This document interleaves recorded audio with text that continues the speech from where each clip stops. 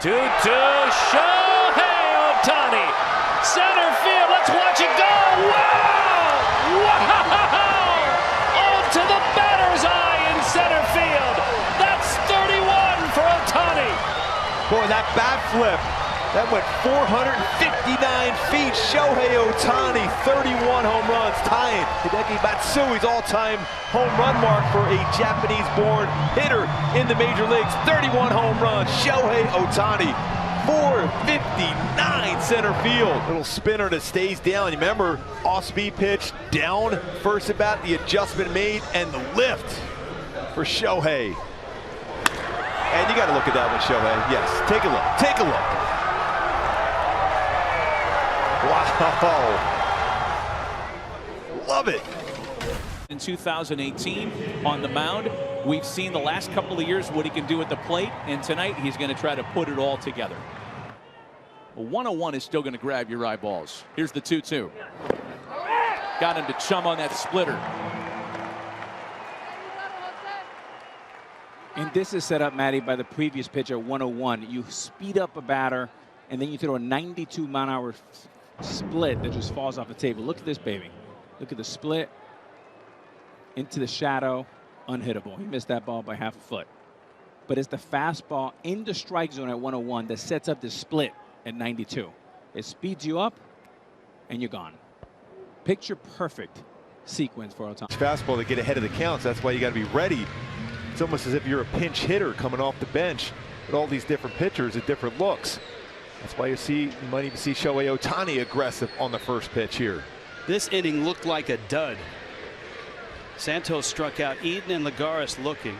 Then Mayfield line one to center. Fletcher is hit. Suddenly Ohtani is up with runners first and second.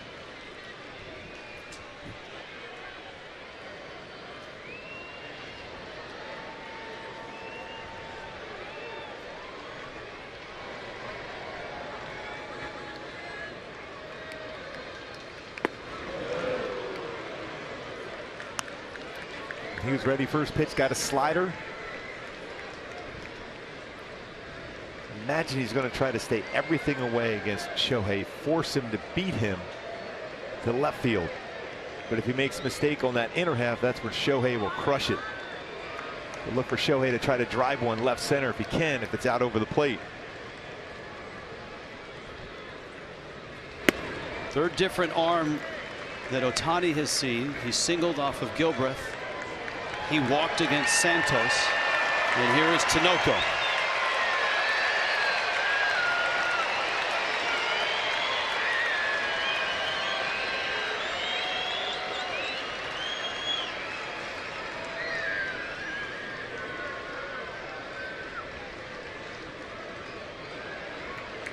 Outfield playing him deep, but a bit towards left center. Infield all around to the right side.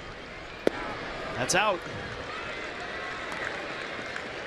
I'm pretty sure he didn't have 100 strikeouts in 80 innings pitched, though. I just always got to put that in there. Ohtani, right field, a bullet, and gone! Three-run shot, 37, and the Angels grab the lead. Boy, and the fans are going nuts here. That's why they came to the ballpark, to see something special, and Shohei did it again. Three-run home run number 37, 81 RBIs for Showtime. Show me the money. Three-run home run. Just like that, the halos are up with Shohei. Power swing. That baseball must have got out there over 110 too. That was a rocket. How quick those hands were. That was an off-speed pitch, and Shohei with the bat flip. MVP chance. And you're really not seeing and reading this well. Oh! Oh! Ohtani way up there. 36.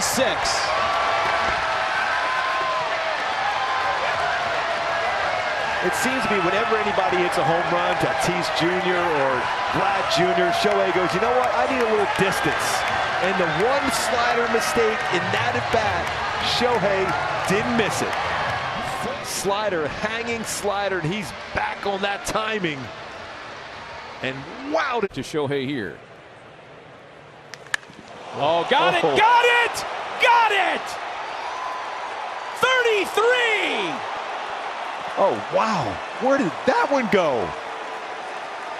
That's his 11th home run versus left-handed pitching this year. He was slugging 680 versus lefties. Come on. Did you see Justin Upton? He had his hands on his head, Macaulay Culkin style from Home Alone. Like, I can't believe what I just saw. Oh, man. 463 feet. Get ready, Denver. What's going through your mind right now when we say Shohei going on? There's nothing is going on in my mind. It's all taking place on the on-deck circle. When I go up there, I'm executing what my plan is, and I have a run on. Nowadays, you know, they play a lot of shifts and whatnot. I would be trying to hit the ball in the hole between first and second, but that's not the case anymore. I would probably have to aim the shortstop. You know, I could do that. I could make the adjustment and do that. Here's Shohei, who's been quite patient the last few days. He takes strike one from Bubic. Lefty's only 2 for 22 against this young lefty. That's a .091 average. As Garrett mentioned, there is a shift on the right side with Merrifield covering that hole between first and second.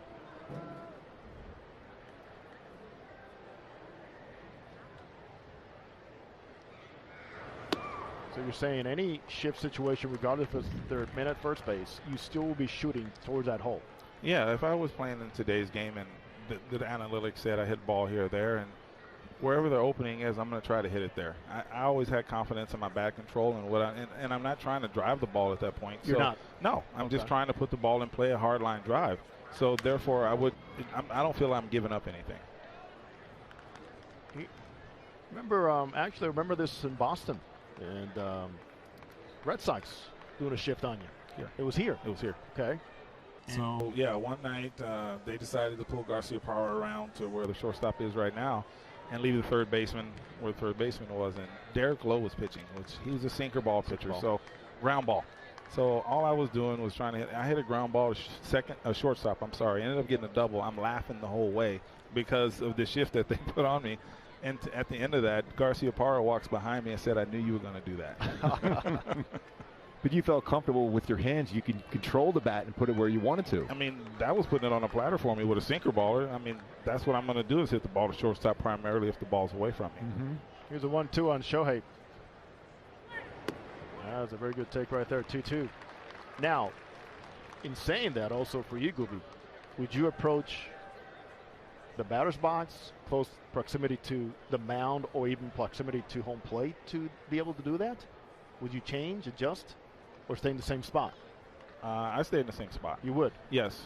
So it came down to what pitch you were swinging at then? Yes, exactly. I mean, tonight, like where the left-handed pitcher standing tonight, I already noticed that I would love to face this guy because he's standing on the third base side of the rubber, so I can visually see the ball even better coming out of his hand. That's why I always wonder why lefties do that. I mean, if you're going to take advantage of left-handed batters, you want to be on that first base side. Yeah, it takes your vision. It makes everything clearer when he lets the ball go. That's a big hack right there. That's not a two-strike swing deal. No. Do that exist anymore? I don't think so. The games that I watch and the players, and it doesn't matter if you're 5'5" or 6'4". Gooby, could you read stuff like that though? Like which guys did not have a two-strike approach? Yeah, you know it. You know it. Yeah. There's some guys like a Rob Deere back in my day, or Dave Kingman. Those guys they didn't care if they struck out. I mean, they would have fit in perfectly in the game today. You know, they always got, people gave them grief about that, but they were up there trying to do as much damage as they could. Like there's damage right there. Shohei, way, sayonara. Where did that land? Just like that. Couple rows from the top. 2-0 Angels. Shohei, goodness. That's incredible how far that went. I remember Joey Gallo hit one off. Garrett Richards pretty far up there, and I remember Bo Jackson in the All-Star game, but I don't know if I've ever seen a ball that far up on that batter's eye. I mean, that's way up. I've never seen one hit that high. Did you hit a top-flight golf ball that far, GA? Yeah, with a 2-iron. The metrics, that came out at 111.7 miles an hour. Take me through that swing, GA. Just typical uppercut swing, and it's something out over the plate. His swing, he got his foot down, and he was able to get the bat head out. Wow. That just kind of fell into his bat right there. And he had to say wow, too. Yeah. Look at those feet you're talking about. Yeah, his foot's down and the shoulder stays in, and all he has to do is just, as we say, the ball was on the fence. All he had to do is knock it over. Now, how do you do that? How do you make that adjustment from one year to the next? How do you gain that confidence to be able to do that and get back to where you should be as compared to where you were last year? And that's